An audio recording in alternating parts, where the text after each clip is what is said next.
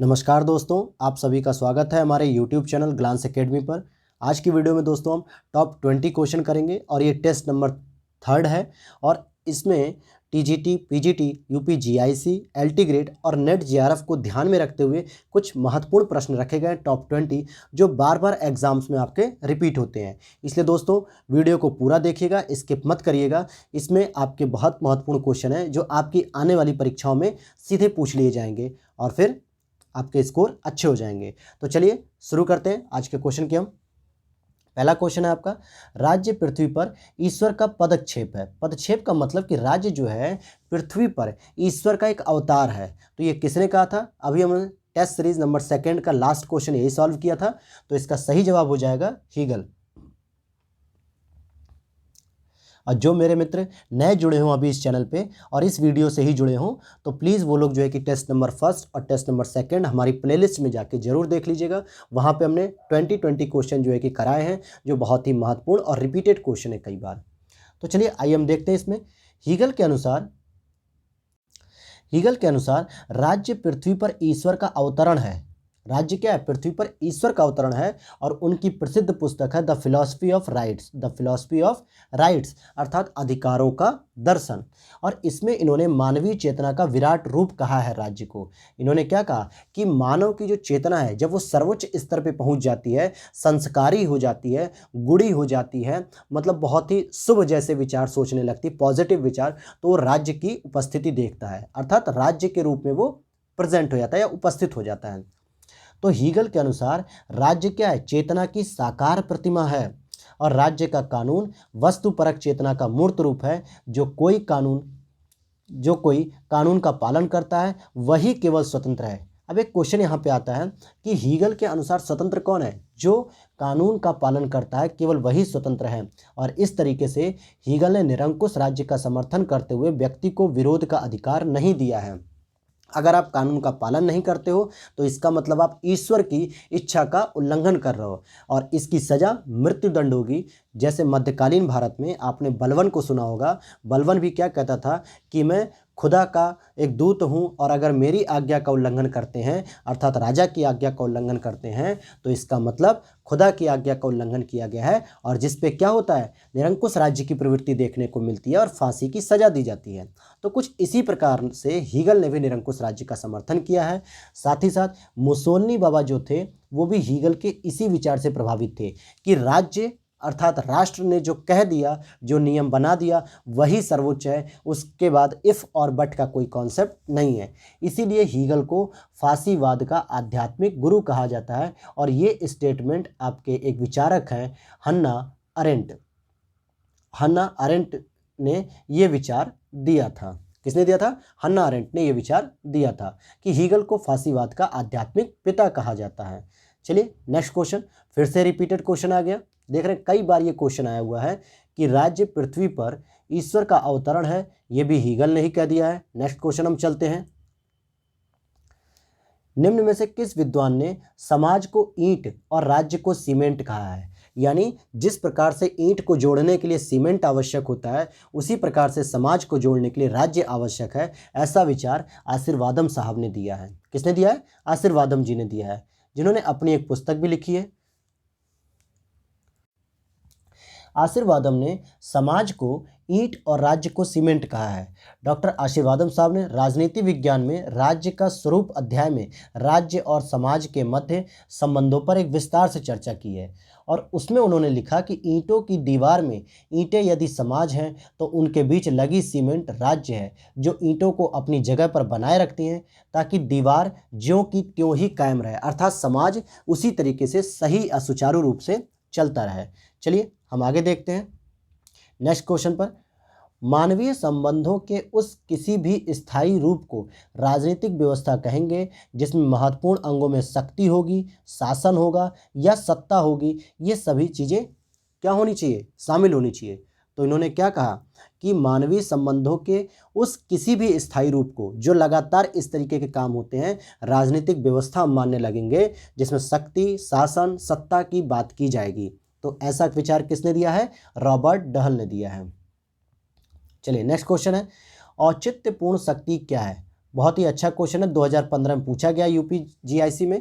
इसका सही जवाब हो जाएगा सत्ता। क्योंकि देखिए प्रभाव जो है कि औचित्यपूर्ण नहीं होता है, प्रभाव कभी गलत भी हो सकता है, कभी सही भी हो सकता है। ज्ञान सदैव सही हो ये जरूरी नहीं है, ये हमारे और आपके हिसाब से अलग अलग तय हो जाता है कि जो चीज़ मुझे लगता है सही है, हो सकता है वो आपके हिसाब से गलत हो। और धन कभी भी औचित्यपूर्ण शक्ति नहीं होता है, ये तो केवल रुतबा जमाने के लिए होता है। इसीलिए जो फॉर्मल तरीके से जो शक्ति होती है वो सत्ता होती है। देखिए कहा गया सत्ता को औचित्यपूर्ण शक्ति कहा जाता है। सत्ता के निर्णयों को लोग स्वभावतः पालन करते हैं क्योंकि इसका आधार क्या है, वैधता। जैसे अगर हमने मोदी गवर्नमेंट को चुनाव में जिताया है तभी तो हम इनके नियमों का पालन कर रहे हैं, यानी हमने मोदी गवर्नमेंट को 2019-2014 में वैधता प्रदान की थी कि आप भारत में हमारे ऊपर शासन कीजिए।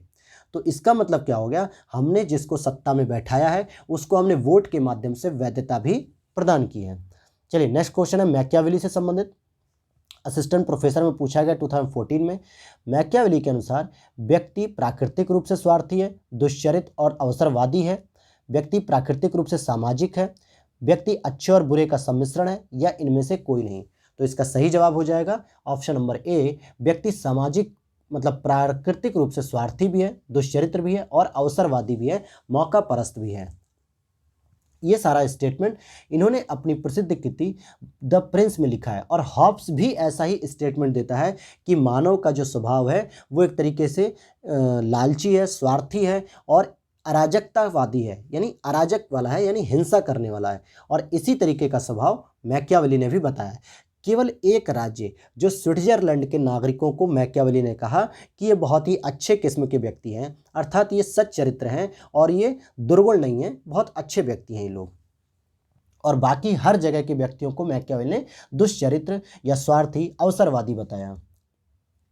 नेक्स्ट क्वेश्चन आपका है, कौन से एक अरस्तु के विचार ने मैकियावेली को ज़्यादा प्रभावित किया? नैतिकता और राजनीति का पृथक्करण, राज्य मनुष्य समुदाय का उच्च संगठन है, ऐतिहासिक विधि, या सभी? तो इसका सही जवाब हो जाएगा आपका सभी। मैकियावेली अरस्तु के इन सभी विचारों से प्रभावित था, इसीलिए उसने राजनीति और नैतिकता को अलग अलग कर दिया था और मनुष्य को समुदाय का उच्च संगठन बना दिया और ऐतिहासिक विधि पर भी उसने फोकस किया था। चलिए आगे हम चलते हैं। राज्य की सर्वोच्चता का समर्थन किसने किया? राज्य की सर्वोच्चता तो जाहिर सी बात है Rousseau, marks, Machiavelli, Mahatma Gandhi. Mahatma Gandhi खुद को अराजकतावादी कहते हैं। अराजकतावादी कौन से वादी? इनका मतलब ये नहीं था कि ये संघर्ष करते हैं या जो हिंसा करते हैं, ये दार्शनिक अराजकतावादी कहलाते हैं। इसका मतलब ये राज्य की व्यवस्था को नहीं मानते थे, ये राज्य को स्वीकार नहीं करते थे, तो ये तो राज्य की सर्वोच्चता मानेंगे नहीं। मार्क्स भी राज्य के खिलाफ रहता था और इसका सही जवाब हो जाएगा मैकियावेली, क्योंकि मार्क्स और महात्मा गांधी दोनों ही राज्य की सर्वोच्चता को तो छोड़िए राज्य को ही नहीं मानते थे। और मैकियावेली ने अपनी पुस्तक द प्रिंस में, जिसको इंग्लिश वर्जन में द स्टेट कहा जाता है, राज्य को ही सर्वोच्च संस्था के रूप में दर्जा दिया था। देखिए शक्ति की अवधारणा सर्वप्रथम किसने कही थी? Machiavelli, Lasswell, Karl Marx, Becker. इसका सही जवाब हो जाएगा मैकियावेली। और मैकियावेली का जन्म 1469 में हुआ था, गांधी जी का हुआ था 1869 में, जो कि 400 वर्ष का अंतर देखने को मिलता है। तो मैकियावेली ने पावर पे फोकस किया था कि अगर आपके पास शक्ति अधिक होगी तभी जो है कि इटली का एकीकरण हो सकेगा। तो देख लेते हैं हम इसको भी, यहाँ से भी कुछ क्वेश्चन बन सकते हैं आपके। आधुनिक युग में शक्ति की अवधारणा का प्रतिपादन सर्वप्रथम मैकियावेली ने किया। मैकियावेली ने राज्य के अस्तित्व के लिए शक्ति को मूल आधार माना। मैकियावेली ने राजनीति को शक्ति और नियंत्रण का विषय मानते हुए शक्ति के उपार्जन, परिरक्षण और प्रसार की कला के रूप में स्थापित किया। अर्थात मैकियावेली कहते हैं कि जो पॉलिटिक्स होती है वो शक्ति को बढ़ाने के लिए, शक्ति को सुरक्षित रखने के लिए ही उपयोग की जाती है। और मैकियावेली ने प्रेम और भय, ये दो शक्तियाँ मनुष्य को वश में कर सकती हैं, किंतु राजा के लिए भय का सहारा लेना ही अधिक श्रेष्ठ होगा, क्योंकि शक्ति भय की जननी है। इसलिए उसने कहा कि अगर राजा भय का सहारा लेगा, यानी लोगों को डरा धमका के रखेगा, तो शायद अनुशासन ज़्यादा सही बना रहेगा। चलिए नेक्स्ट क्वेश्चन पर हम चलते हैं। किसने कहा कि शक्ति एक विशेष प्रकार का प्रभाव है जिसके न पालन करने पर घोर हानियां उठानी पड़ती हैं? लासवेल, मैक्स वेबर, हार्टमैन और रॉबर्ट डहल। तो इसका सही जवाब हो जाएगा रॉबर्ट डहल। इन्होंने कहा था कि अगर आप शक्ति का सही तरीके से प्रयोग नहीं करेंगे तो बहुत सारी हानियाँ उठानी पड़ सकती हैं, अर्थात इसका दुरुपयोग हो जाएगा। राज्य शब्द पहली बार प्रयोग किया गया था, इसका ऑप्शन हो जाएगा मैकियावेली। इन्होंने अपनी पुस्तक द प्रिंस लिखी थी, जिसको स्टेट के नाम से भी जानते हैं इंग्लिश में, तो वहीं पे इन्होंने राज्य शब्द का प्रयोग किया था सबसे पहले। चलिए हम आगे चलते हैं। चलिए क्वेश्चन नंबर नेक्स्ट है हमारा, मैकियावेली के अनुसार राज्य उच्च संघ है जिसमें जनता को राज्य के प्रति पूर्ण समर्पण कर देना चाहिए। राज्य एक कृत्रिम निर्माण है। राज्य विभिन्न संघों में से एक संघ है। दोनों ए और बी दोनों सही हैं।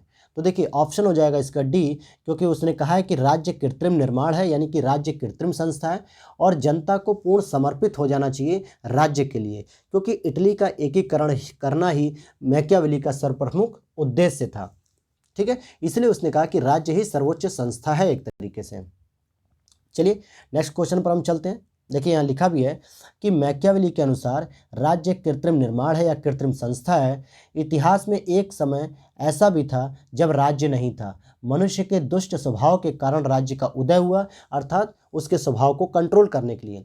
राज्य का जन्म इसलिए होता है क्योंकि मनुष्य सबसे अधिक सुरक्षा चाहता है, और सुरक्षा तभी प्राप्त हो सकती है जबकि मनुष्य राज्य के प्रति पूर्ण समर्पण कर दे, अर्थात राज्य की सत्ता में ही अपने आप को सुरक्षित समझे।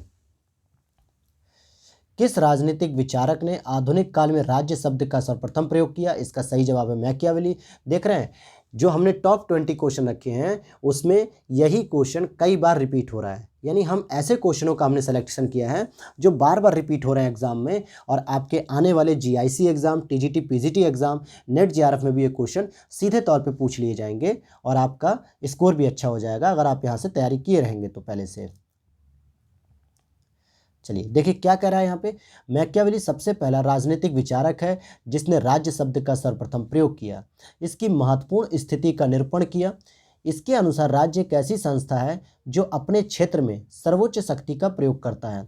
मैकियावेली ने इस बात पर सबसे अधिक जोर दिया है कि मानव जीवन की पूर्णता के लिए एक सुदृढ़ और संगठित राज्य की परम आवश्यकता है। और इसी के आगे अगर हम सेवाइन विचारक की बात करें, राज्य एक सर्वोच्च राजनीतिक संस्था के रूप में मैकियावेली की लेखनी से पहली बार अभिव्यक्त हुआ।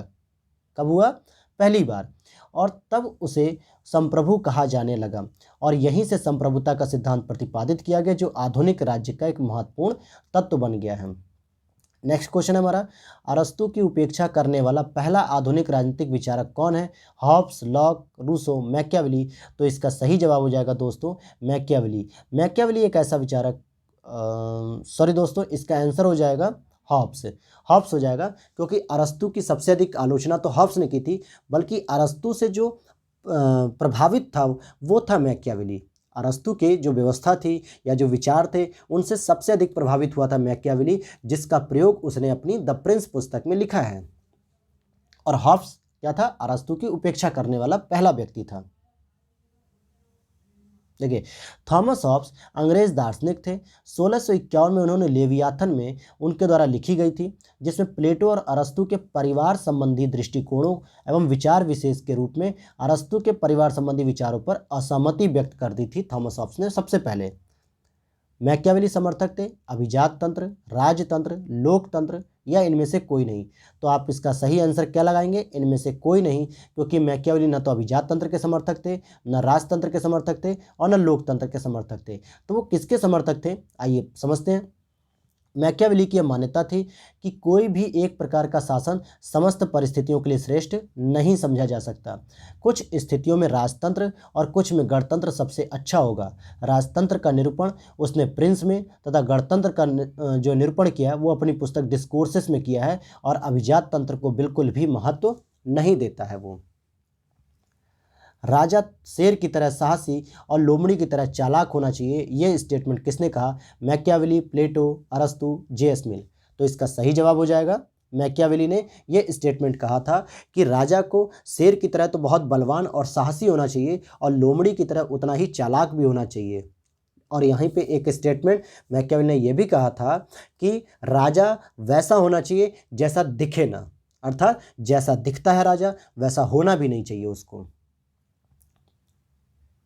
चलिए यहाँ देखिए लिखा है, द प्रिंस में राजा को यथार्थवादी सलाह देते हुए कहा कि राजा को भेड़िए को डराने के लिए शेर की तरह साहसी होना चाहिए और शत्रु के बारे में जानकारी प्राप्त करने के लिए लोमड़ी की तरह चालाक होना चाहिए। तो राजा को शेर और लोमड़ी दोनों की विशेषता से युक्त किया है मैकियावेली ने। इसका नेक्स्ट क्वेश्चन है, किसका यह विश्वास था कि व्यक्ति अपने पिता की मृत्यु को भूल सकता है परंतु उसकी संपत्ति की हानि को नहीं भूल सकता? मैकियावेली, बोंदा, हॉब्स, लॉक। इसका सही जवाब हो जाएगा दोस्तों मैकियावेली। और ये एक व्यवहारिक स्थिति भी है। अगर आप देखेंगे कि अगर आपके जैसे किसी के भी घर में जब किसी व्यक्ति की हत्या हो जाती है या किसी की डेथ हो जाती है आकस्मिक रूप से या अवस्था होने पे अगर उसकी मृत्यु हो जाती है तो हम लोग 13 दिन तक तो याद रखते हैं, 13वीं वगैरह हो जाती है, फिर 1 आध महीने और याद रखते हैं। लेकिन अगर हमारा कोई बड़ा धन खो जाए, 1-2 लाख रुपए खो जाए या 10-15 लाख रुपए खो जाता है तो हम बड़ा उस पर विचार करते हैं कि वो हमारा धन खो गया या हमारी ज़मीन किसी ने छीन ली। उसको हम आजीवन कहते रहते हैं कि मेरा वहाँ पैसा खो गया, वहाँ ज़मीन छीन ली गई थी। इसका मतलब संपत्ति के लेने या छीनने या उसके नष्ट हो जाने का दुख सबसे अधिक होता है व्यक्ति को। और नेक्स्ट क्वेश्चन पे अगर हम चलें, नेक्स्ट क्वेश्चन आपका है, किसने राज्य का इस प्रकार वर्णन किया कि यह संपूर्ण विज्ञान में साझेदारी है, संपूर्ण कला में साझेदारी है, प्रत्येक सद्गुण और सभी पूर्णता में साझेदारी है? ऑप्शन है आपके एडमंड बर्ग, मैकाइवर, अरस्तु और मॉर्गन। ये 2 बार क्वेश्चन पूछा जा चुका है। इसका सही जवाब होगा एडमंड बर्ग, इन्होंने ही कहा था। चलिए आगे हम चलते हैं। इसमें मिलान करना है कि कौन सा युग्म सही नहीं है। अभिजात तंत्र का सिद्धांत पेरेटो ने दिया, सही है। अनुदारवादी सिद्धांत बर्क ने दिया, ये भी सही है। उदारवादी सिद्धांत प्लेटो ने नहीं दिया था बल्कि किसने दिया था? लॉक ने दिया था। तो प्लेटो ने क्या दिया था? प्लेटो आदर्शवादी थे। कैसे थे दोस्तों? आदर्शवादी थे प्लेटो। और सामाजिक प्रसंविता सिद्धांत रूसो के द्वारा भी दिया गया, लॉक के द्वारा भी दिया गया था और हॉब्स के द्वारा भी दिया गया था। यानी सामाजिक संविदा सिद्धांत लॉक, हॉब्स, रूसो तीनों के द्वारा। तो इसका सही जवाब हो जाएगा उदारवादी सिद्धांत, जो प्लेटो ने नहीं दिया था। चलिए नेक्स्ट क्वेश्चन पे हम चलते हैं। प्लेटो के राज्य के आदर्शवादी सिद्धांत का जनक माना जाता है। क्योंकि प्लेटो को क्यों माना जाता है आदर्शवादी सिद्धांत का जनक? क्योंकि उसने नगर राज्यों के आदर्शों को बताया। उसका सिद्धांत मनुष्य की प्रकृति क्या है पर आधारित न होकर क्या होनी चाहिए पर आधारित है। वास्तविकता तथा मूल्य के बीच दोहरी व्यवस्था को स्वीकार किया। या उसने अपने सिद्धांत की अच्छाई के विचार पर आधारित है। मतलब उसने अपने सिद्धांत को अच्छाई के विचार पे, आइडिया ऑफ गुड, यानी कि इसको हम कहते हैं गुड आइडिया, एक तरीके से आइडिया ऑफ गुड के आधार पे इसने जो है कि विचार दिया था। तो इसका सही जवाब हो जाएगा डी दोस्तों, कि उन्होंने अपने सिद्धांत को अच्छाई के विचार पर आधारित किया था। तो ये था, जैसे यहाँ पे देख लीजिए कि तत्कालीन समय में नगर राज्यों की बुराइयों को देखते हुए उनके समाधान के लिए अच्छे गुणों से संपन्न दार्शनिक राज्य का समर्थन किया, जो कि नगर राज्यों की बुराई को समाप्त कर सकते हैं। और उन्होंने कहा भी था कि जब दार्शनिक राजा होगा तभी यहाँ की समस्या का समाधान हो सकता है। तो इसी के साथ हमारा टेस्ट नंबर 3 भी समाप्त होता है दोस्तों। अगर आप वीडियो को यहाँ तक देख चुके हैं तो प्लीज़ वीडियो को लाइक कर दीजिएगा और अधिक से अधिक शेयर कीजिएगा और हमारे चैनल को सब्सक्राइब करके बेल नोटिफिकेशन को ऑन कर लीजिए, जिससे आपको हिस्ट्री, इकोनॉमिक्स और सिविक्स की टेस्ट सीरीज लगातार मिलती रहे। जय हिंद, जय भारत।